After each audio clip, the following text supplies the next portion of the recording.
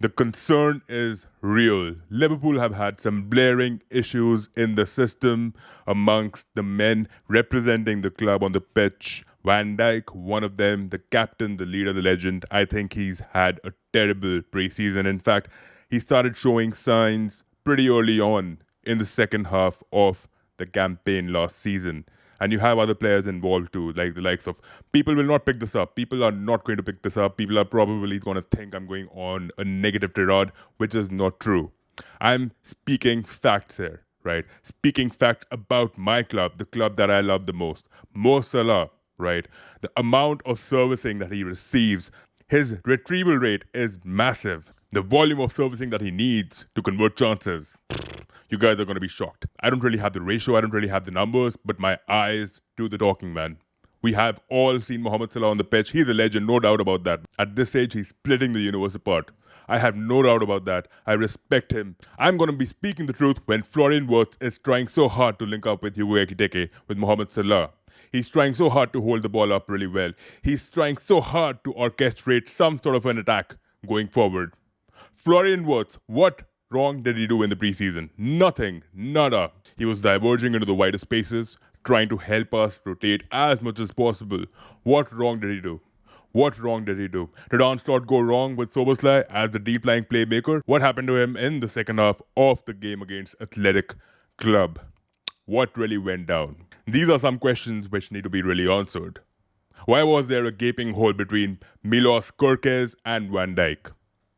Why can't we really make up for the yards that we need? Why couldn't we keep that level of intensity throughout the 90 minutes? And I'm not just talking about one game. I'm talking about 3 fixtures in the preseason where we weren't consistent enough within the same game. In fact, the younger lads, Bendok, Rio, and Gomoha, the team which played without our primal starting 11 against Athletic Club, had a better venture.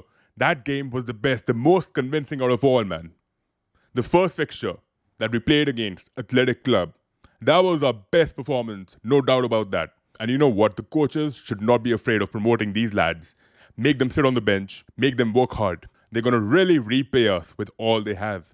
Now, a really interesting situation right here, right? Liverpool, people think Liverpool are not really going to spend more money.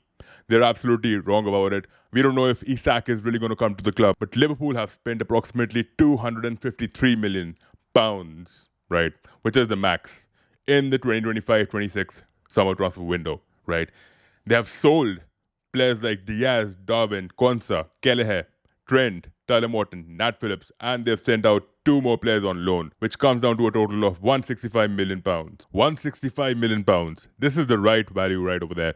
114 pounds is a little before Darwin was sold, but it approximately comes down to 90 to 93 million pounds, which is the least out of the big 6.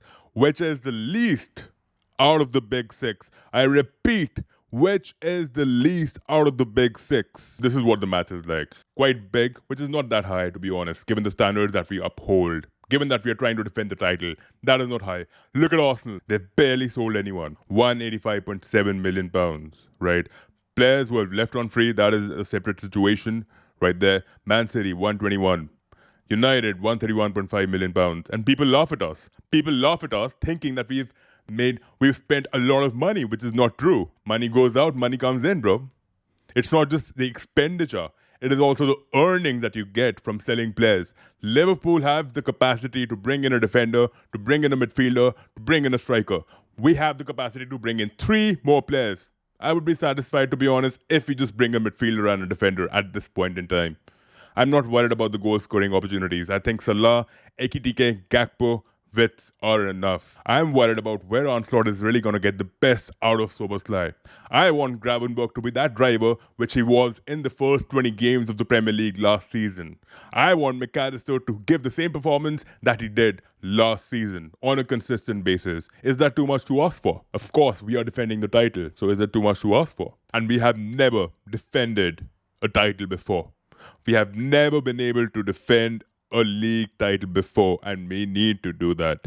We need to do it this time. I know we are trying really hard as a club to induce some creativity up ahead, but in that process, we have lost a lot of depth, and we need to get that back.